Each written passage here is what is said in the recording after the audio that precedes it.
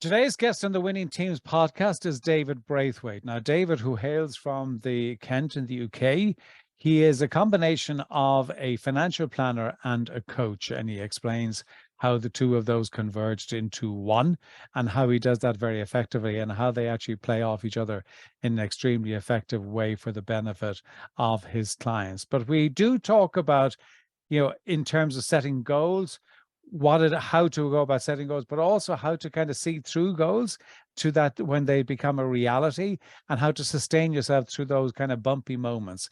But we also kind of talk about mindset, how kind of getting the right mindset is critical, but also, who you should be surrounding yourself with in order to help you navigate that journey, because it is a journey.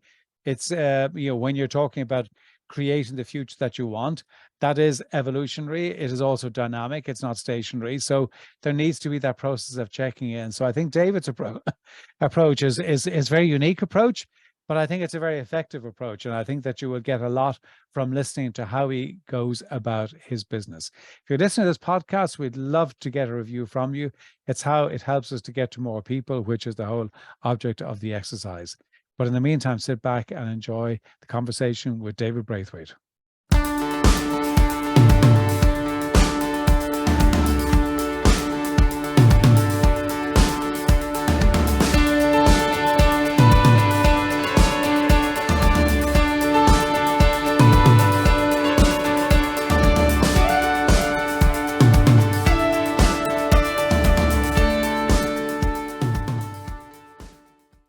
David, thank you indeed for joining us here on the Winning Teams podcast. It's great to have you here all the way from Kent in the UK. I know. Thank you, John, for having me as well. It's a real pleasure. I love sharing and chatting, so it's a great thing to be here. Good.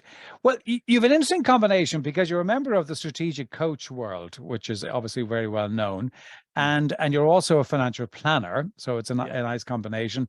But I know that you've also hosted your own BBC show with On the Air with David Braithwaite. Yeah. And you've really got kind of built a reputation as having quite a kind of unique perspective on kind of personal growth and entrepreneurship. And I'm just curious, it's not the traditional trajectory. I'm just wondering how that all came together for you. I think I always had an interest in it. And so becoming a financial planner, I think as a lot of people, when you start your own business, for some people, you know exactly what you want to do, but a lot of people fall into things by accident. So it's more of I think life leaves clues sometimes. So I was working for a bank, and the reason I started up my own business, I was working the bank, and there was another bank dead opposite where I was, but close enough that literally, I think it was about 7 foot away from where I used to work. And I used to have a desk in the window at this bank. And I used to have people coming in to see me and saying, all right, I want to do some business with you because you've explained it or you've helped me and so on. But what I wanted to do was to tell them to go over the road, because the other bank, where they had the posters in the window, had better deals than what I was offering, but I couldn't tell them that. So it felt very frustrating. So I knew that I had to go on my own. And financial planning for me doesn't get any simpler than I put myself in their shoes, but knowing what I know, what would I do? And I just tell people that. So that was how I fell into that. And I love it. I get the privilege of sharing people's lives and helping them develop and grow sort of financially. But also you get to see people, as we're all doing, we're all getting older at the same rate. You get to see the impact and the difference as their families grow and change and everything evolves throughout people's lives. And I get to be a part of that, which is fantastic. And then Strategic Coach came around because I really needed to sort out the blurring that I had from what was my business world to my personal life. So what I found was that whilst I was set up in business to have all the freedoms of, well, let's have some freedom over time and some over money and who I want to deal with and have a purpose, when you get busier and busier and you start working evenings and then these so-called smartphones that you keep picking up at weekends and emails follow you wherever you want to go, I almost became a slave to the very business that I created. And I knew I didn't want to continue like that. So something had to change. So like maybe if you want to go to the gym and you get a personal trainer, why not have one for your business as well? So I enrolled with Strategic Coach in 2009 at the same time as having our son as well. So it was very timely because I need to be at home more. And that's where it's all evolved from there. And some years ago, they asked me to actually join the coaching side of things as well. All right, so now, yeah. I get to now bring Strategic Coach to other people who are sitting in the room as wide-eyed as I was in 2009 and wondering where my life's going. And Yeah. you get to And make a it's, positive yeah, difference, you know. it's a great organization. I mean, it's a super organization.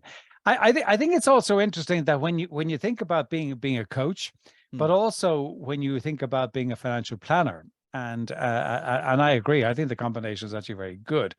But you're obviously good at kind of setting and achieving goals, because that's, Hmm. in both parts of that you actually do that. But I think setting goals is relatively straightforward, but helping your clients achieve their goals and achieving your own goals, and to stick with the goals when it gets a bit bumpy and it gets a bit tough, and as it is for everybody. And you talk about achieving your goals through guided conversations. Hmm. Can you explain that and how you actually get people to not just set the goals, but actually really follow through and deliver and implement? I know that's a big question, but I'm just curious from your perspective, because the financial and the coaching kind of go hand in hand there. They do a bit, yes. I mean, I often say to my financial planning clients, and they'll come to me and say, "Oh, I want to start a pension. I want to get a mortgage, whatever it might be that people want." They actually don't want that at all. They want what it does. Hmm. So for people, when they come to me and say a pension's an easy one, oh, I need to sort my pension out. Well, what does retirement look like for you? What's important to you about your retirement? And let's fix that. And your pension is just a vehicle to get you there, frankly. But it's about making sure your ducks in a row, that you've got the money and everything. But too often, I think, especially when you think about financial services from sort of when I first started 25 or so years ago now, it was a lot more about selling and being sold to. Was thankfully, I think the profession's now changed now to where it being more about advice based. And Hmm. that's what people want. They want to get what I would call a critical friend. They want someone alongside them to tell them the truth. And the same goes with the coaching. So actually what people want, and I alluded to it earlier on, is broadly those four freedoms: time, money, relationship, purpose. So actually, by showing them a way they can have that, but by not actually having to work harder to do it, because that's where I thought I was coming from, is that if you want to double your turnover in your business, well, I'm gonna have to work twice as hard. Hmm. No, what you want is to have a double the turnover in your business, but actually not at a sacrifice of your free time. We want to spend time with our friends, our families, our loved ones. How do we do that, but not at the expense of the business, and actually create what I would call a self-managing company, so that it's there? So what you haven't got is a job, you've got a business, and that's Hmm. really different. And the two things can go hand in hand. So whatever you're doing in your business life, but also your personal life, should align. You should be doing one for the other, and they should complement each other. And you shouldn't be losing one at the sacrifice of another. It's often when you go out and you see people. I remember there was one time where I was at my son's sports day actually, and there was his dad standing there, and we're watching our young children hopefully try and run the straight line. So at the age where they can just go off in any direction, at that point there is a line, but they don't always follow it. And his son won his class race, whatever he was doing. And first thing his son did was come running over to his dad and say, "Oh, look, Dad, did you see me winning?" Yes, I did. Now I was standing next to that dad, and he was at the time typing out an email on his BlackBerry. And I Hmm. think that's sad that we often get so engrossed and our attention is needed elsewhere. And it's about focus and where that attention should probably be. And just having those choices slightly in our life to make sure that when we are somewhere, we're present and not just saying we're there. Yeah. There's a difference. So how do you get people to stick with the goals and to stay with them, and not just kind of, okay, it's great, I'm excited, we've set up this plan, I think it's a great plan, but life gets in the way or whatever happens. How do you get me to actually make sure that I actually stick with them and see them through? Well, setting a goal can be huge. A lot of people say, "Oh, I want." It's often about material things, so it could be the house, the car, the money, Mm. whatever it might be. But actually, then it's chunking it down. So what I make sure is that every quarter, I have lifetime goals. I have goals for the next 3 years. I have goals for the next year, and I have goals for the next quarter. So it's about breaking them down. Sometimes when you look at something in the big picture, it does seem too unachievable. But Mm. often when you actually break them down, it's not such a bad thing to do after all. So it's about, well, what can I do this month? There's a great book I read called Will It Make the Boat Go Faster? And Mm. it's had a big effect on me. And it was about the England rowing team, Team GB rowing team, when they were going to Sydney to compete. And what they were doing during their training was all about prefacing everything with, will it make our boat go faster? And that was how they made their decisions. So if you have got goals, thinking about what you're doing, is the decisions that you're making day to day and in hour by hour, whatever it is what you're doing getting you closer or further to where you actually want to be? And it can act as a really good filter. And I still use it now, where I'm thinking, all right, I've got the goals and I've still got heaps of goals that are there. But actually, sometimes is what you're doing getting you nearer or further from where you want to be. Just think about it with that lens. We've often heard big, hairy, audacious goals, I think is a phrase that's used quite a lot. The trouble with the big ones is they can be quite scary. On the other hand, it's good to be uncomfortable every now and again.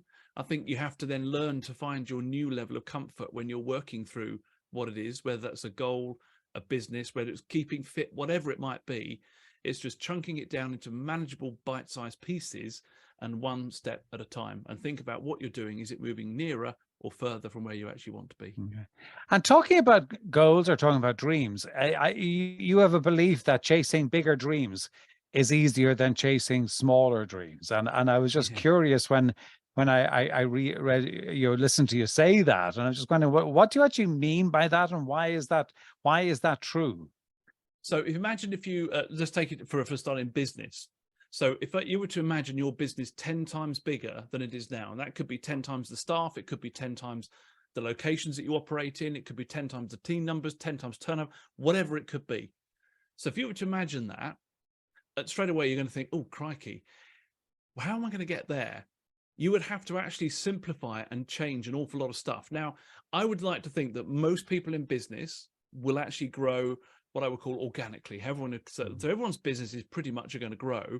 But if you want to grow exponentially, you've got to almost rip up the rule book and go, actually, I'm not going to be so tolerant about X, Y, Z anymore because I'm on a mission.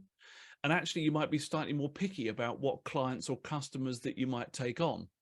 So some of the lower end things, it's about raising your ceiling, but also raising your floor when it comes to thinking exponentially as well.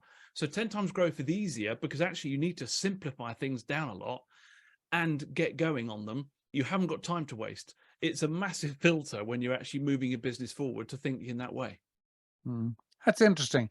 The one thing that you talk about is also, and I mean, and it's clear when you're kind of setting goals, you're setting up a business, or you're setting ambitious dreams, is that it's about mastering your mindset and shifting that mindset. But it's easier said than done. Both shifting your mindset and mastering it both are more difficult than they sound. So how do you build the muscle of thinking about your thinking and actually making sense of it?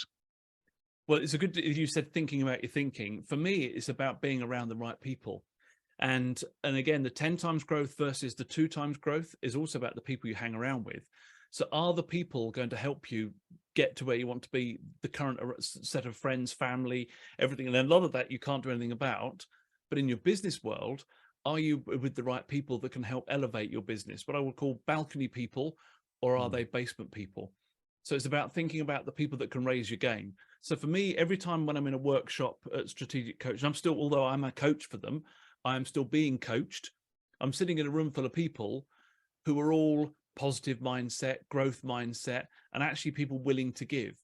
Because I think as well, being an entrepreneur, running your own business, it can also be quite lonely when you're at the top, whatever your top is, because I always think that your team, your staff, whoever you've got working with you, the buck stops with you. So everybody can come to you. Who does the entrepreneur go to? And for me, it's building that community of people who are growth minded, who raise your idea of normal. So I remember when I first went into my first ever workshop with Strategic Coach, of having that imposter syndrome, of thinking, crikey, there's a lot of people in this room who are way more successful than me. And it's a really sobering thought.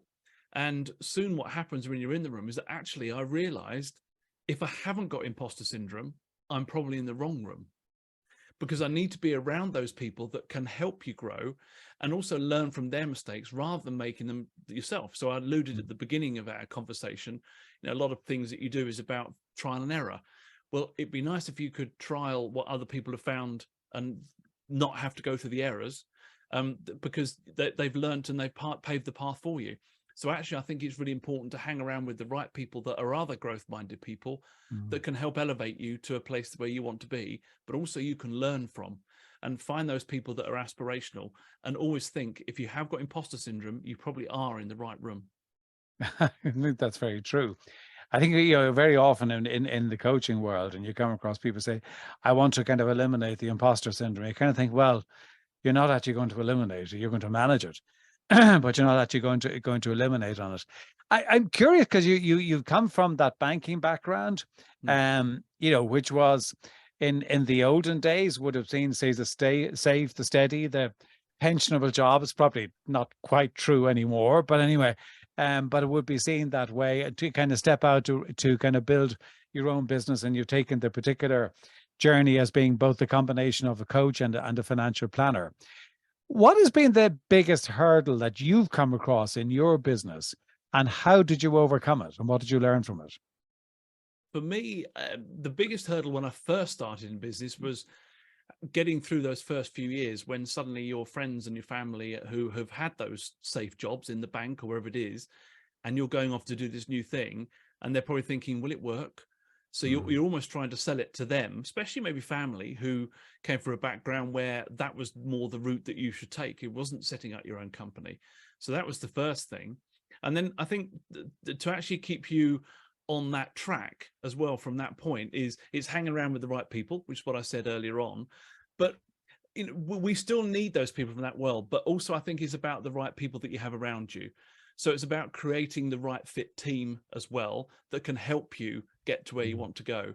So it's about recruiting by design and not by default, which is what I did to start with. I recruited a little bit because somebody told me somebody's looking for a job, and I took them on. And it's always a bit awkward when you're friends with people. It doesn't always work out well. Yeah. And actually, I found it's far better to recruit by design and have those people that have got the right skill set around you, because you need those people that know more than you do. I don't know everything. You need to know those people around you that know far more than you do, that can sort things out that you don't know, spot problems that you haven't seen yet, and bring that knowledge and wealth. So I can do what I'm uniquely good at, and they can do what they're good at, rather than trying to spin too many plates. And I think that's the same with a lot of people. It's difficult when you first start out, I admit, because you will be doing everything. You are, But yeah. And I mean, and everybody that you meet who's upright and breathing is a potential client. So yeah, you got to go for that. When you say that what you discovered, what you're uniquely good at, what have you discovered that you're uniquely good at? empathy is my strongest skill. And also doing so, how I describe this is, again, Strategic Coach. They have a concept called unique ability. So if you imagine your whole day that you have, and every task that you do, and you were to write down every task that you do over the course of, say, a week, 2 weeks, a month, however you want to do, and then if you were to actually go back and then audit each task that you did, and you were to grade it, so something that you are absolutely awful at, you're incompetent at it, and it goes always to the bottom of your to-do list. We all have those things that you just put off and put off, right up until the ones where you think unique ability is in your sweet spot. It's, I could do this all day long. It doesn't feel like work. So what is it that you actually set up your business to do in the first place? And actually, what is it that's now distracting you from your business, that you're having to get caught up in some of the mundane tasks? And it's about recognizing when you're at that growth stage where you need to let go to grow, I often say. So it's, what is it you're going to let go of to make sure that you grow, so that you can spend more time with your unique ability, but also so your team. So it's about recruiting by design, not by default again, and finding out what their unique ability is. So I know, for example, one of my first ever hires that I did over 10 years ago, she's still with me now, and she's a great ally. I took on because my there's something we can do with our clients called Colby, where it's like an assessment, okay, and it looks at what your sort of natural instincts, what your factory defaults are, for want of a better word. And I recognized that from doing that I'm really good at quick start, they call it. So I've got 1,000,001 ideas firing around any one moment, but my follow through of getting anything done is appalling. So what I did, my first hire, I had to make sure that that person was really good on follow through, but I don't need somebody that's also a quick start like me, because we never get anything done. So my first hire was to actually make sure that I had somebody I could hand off those projects to, and see that they get done, because there's nothing worse than actually sinking in a pile of new ideas and nothing gets sorted. You need to hand them off to somebody else, but it's recognizing when you've reached that point where you can actually do that. I know it takes money, but it's really worth doing. Another little hint as well for some people, when I took on this person, I was looking at the annual salary thinking, this is a big leap, it's a big annual salary I've got to pay. And then you look at it and think, actually, it's only per month. If it doesn't work out after a couple of 3 months, then that person's not going to be there anymore.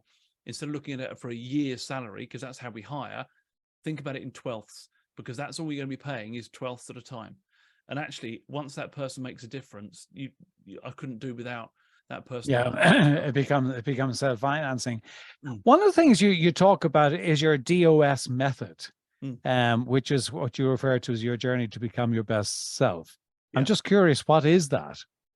So the DOS is looking what clients want from us is to fix things for them. Okay, so they come to us with a problem. So if you think about it as DOS, as dangers, opportunities, and strengths, that's what it stands for. So when we're having conversations with people, so okay, so what are the dangers that you're looking to eliminate? What's there that we can help you eliminate? What opportunities have you got that we can actually capitalize on? And then what strengths have you got that are going to boost all of this and make sure that we can see this through? So once you actually look at what a client or a customer's DOS is, then you can best answer their DOS because you know what they're actually looking for. So there's a great question that we use to actually get to the bottom of that. And it's Dan Sullivan's, he calls it the R factor question. And the R factor question is that, John, if we're meeting 3 years from today and we're looking back over these 3 years, what has to happen for you both personally and professionally to be happy with your progress? That's it. So you're looking at it from their side. That too often we go in, dare I say, as salespeople or whatever role that we have, and we go in there and go, right, we've got this solution for you. You need our solution. Without actually, we've probably all heard the ears and the mouth thing, which is use them in the proportion. So you've got 2 ears and 1 mouth. Use them. You should be listening twice as much as you're talking. But if you're not listening to what your client or your customer is actually wanting, and we start going in there gung-ho trying to fix something where we haven't listened to them, then we could be talking at cross purposes. But by asking that question, it gives them a chance to sort of think, okay, A, it's future-based, so they've got to imagine a future with you. And then you're asking personally and professionally what would make them happy. And you get these great answers coming back from people, and they talk about all sorts of things. And the idea is you just keep quiet and see what comes out. And it is like a melting pot of things that they talk to you about. And no one's ever asked that question. And you can guarantee that probably nobody else ever will. So when you're actually in there, you're definitely doing what I would call deep listening instead of assuming, because it's very easy to do that. When you go and see somebody, I know what you need. Well, if you haven't listened, how do you really know? So actually tackling your client's DOS, their dangers, the opportunities and strengths, there's a method we go through to capture that, asking that question. Then you can answer it back to them, replay that conversation back. So what I've heard is, these are the dangers that we've got to look for. Here are the opportunities that we've actually got, and here are the strengths we need to play for. And suddenly what happens is the client or the customer will say, wow, you've really listened to me.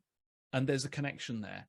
Yeah. It's a great way of having a conversation, but it's like lots of these things. If you're not taught it, you don't know. And we don't know what we don't know, do we? So it's the same with coaching. It's interesting that, because you're going back to it, because it plays into that, going back into what you talk about, the 4 freedoms, the balancing the time, money, relationships, and purpose. How do you make sure, I mean, you're talking about doing the questions, how do you make sure that, because as you said yourself, people don't get asked those questions. In my experience, people say, oh, if you ask somebody, okay, what would your definition of success be in 3 years' time? They kind of struggle with that answer. They do. So how do you help them to actually clarify that, so that you're not kind of, to use Stephen Covey's, quote, you're not leaning your ladder against the wrong wall and kind of providing the wrong solution to the question that's being asked? So it's interesting. So sometimes you can just be quiet and you have this awkward silence, which feels a lot more to you than it does to them. I will say that. But sometimes you might have to just prompt a little bit and say, for example, your health, and just see what they say. For example, your money, how does that feel? So for example, what do you want to, so you can probe a little bit, but they will come out with it. But the time, money, relationship, purpose is kind of what we're all here for. We wanted to have our own business, to have freedom of that time to do what we want and take off time when we're not filling in a holiday request form. You know, the freedom of purpose to actually do what matters to us, our why. Then we've got the relationships. We want to choose who it is that we do business with. And sometimes your business can take you away from that, particularly when you're starting, because, you know, you will probably take on anybody, but it's then Sure. auditing that. And then the money, you know, money, although it can sometimes be seen as a dirty word, it's a freedom in itself. And it does give you choices. It gives you choices over maybe what team member that you take on. It gives you choices as to maybe what you spend the money on. It does give you choices. And it isn't just about the money. It's about all four of those in the round. Each of them interact with each other and are just as important. And how do you ensure that they are really crystallizing their own reality when they're actually talking about that, as opposed to what they think they should say, or what they, because I said, you know, I do find that people ask people those questions, they don't know the answers off the tip of the tongue. If you ask somebody what's their purpose, they won't have the answer. You ask them what they want in 3 years' time, they're likely they won't have the answer. How do you ensure that you're not actually creating something that is not actually going to deliver? And how do you make sure over a period of time that you check in with them and saying, you know, is this still valid? Well, you can check in, if you make sure it's still valid, you can check in with them later and you can replay that back to them. So remember we met last year, this is what you said. And A, they're quite surprised that you've remembered, even though it's written down, but they're quite surprised that you're replaying it back and it proves that you've listened. But here's the other thing. Some people might not answer the question. And this is going to sound really direct, but they're probably not the sort of people that you want to be dealing with, because they can't see a future with you. Mm-hmm. Now, it happens very rarely, but it's a really good filter. How many times do people, when you're trying to onboard somebody or you're trying to deal with somebody, it almost feels like you're pushing a rope. The connection's just not there. And you think there's more effort coming from you. Do they get me? And it could be a personality thing. It could be all sorts. But it's a great filter question so that you can stick with the people that do see a future with you, and you stop, where I say it, wasting your time with people that can't see a future with you. So it can be polarizing, and you've got to accept that, but you're going to find out later down the line anyway. You might as well find out sooner rather than later. It's just a bit of a different one, because before, and I know I wanted to be all sorts to everybody and take on any client, and that was how it was. But actually, it doesn't necessarily mean. So our first meetings that we have with clients, I was quite direct with them. I said, I want to see if I can work with you, but can you work with me? Yeah, It's got to and be a I think partnership. I think it's really good point, David, because I think that, you know, not everybody is a fit. I mean, No. in my coaching, you know, not everybody's a fit for me, Mm, right? So, and I know that, and I've been doing it long enough to know that, and I think that you do your best work with the people that's a right, where the client is the right fit for you, and you're the right fit for the client, and that's what makes it work. So I think it's a really good answer, and I think that there are people that, you know, you shouldn't work with, or people I shouldn't work with, and there's nothing wrong with them or me or you, but it's just mm, it's not a fit. And I think that really is being clear about the type of customer. And we could, you know, that's a topic for a separate conversation, of being really clear about the, you know, who is your ideal customer mm. and who you should be dealing with. But David, this has been really interesting, and I'm delighted that we actually got the opportunity to chat about this. And I think that the way that you've combined the financial planning and the coaching, I think is very clever. I think the way that you're going about it obviously is working very, very successfully. I'm sure that there are people listening would want to reach out, and we will put that information in the show notes. But before we wrap up, two questions I ask everybody. One is a book that you've read or are reading that has had an impact. What's the book and what's been the impact? So I do read a lot of books, and all sorts of them have different impacts. The one right now at the moment is 10 times is easier than 2 times, which we've discussed Right. earlier Yeah. on. So you can probably see from the number of markers, if you're watching this in video. If you're not, there is a load of I used to be quite funny with books and not used to want to ruin them, but now I've gone through that with highlighter pen, post-it notes, all sorts of things. I got so much out of the introduction just alone. That's been the most impactful book that I've read for a long time, and I do read a lot. Oh, that's fantastic. It's a good one to get. A good one to get. Daily rituals, do you have them, and how do they serve you? So this is about habits. So I actually met this chap. I never went to the dentist for about 15 years. And in the room at Strategic Coach was a dentist. And I always used to think he was judging me when I smiled because he's thinking, well, look at your teeth. You know, you haven't been to the dentist. So he said, look, come along and see me. So I went along and go and see him, and he sorted me out, and I hadn't been 15 years. It wasn't as bad as I thought. But he used to keep on talking to me and said, David, you need to keep flossing. You need to be flossing. And I never did it. And I never got to do it until one day I was sitting in his dentist chair. He said, David, I've got you here as a captive audience now. I want you to floss. Will you do it? And I went, yes, okay. He held out his hand and I had to shake his hand. Now that was a different commitment. Right. So one of my daily routines is every night I floss my teeth because I said I would. And commitment. It's just the straightest, it's a habit. It's strange to start with, but now it feels really straight. If there's a night where maybe I've forgotten the floss or whatever, if I'm staying away, it's like, whoa, that's changed everything. It's a really good habit to get into, and I wouldn't have done it if it wasn't for him shaking my hand. That's So great. there I you go. love that. David, thank you so much. For people listening, where can they reach you? We said we put it in the show notes and everything, but where listen to you right now, how can they get in touch with you? So the best thing, there's loads of resources we put on davidbpodcast.com. So that's davidbpodcast.com. There they can get a taster of coach if they wanted to come along for a taster. And also there's a 10 times bigger business toolkit. They can download guides, worksheets, all sorts of things for free. So there's a good resource there. Other than that, I'm all over social media as well. So people can find me and link in with me there. So this has been an absolute pleasure. And it's been a real joy to have a chat with you. David, thank you so much. Look forward to doing it again. Thank you.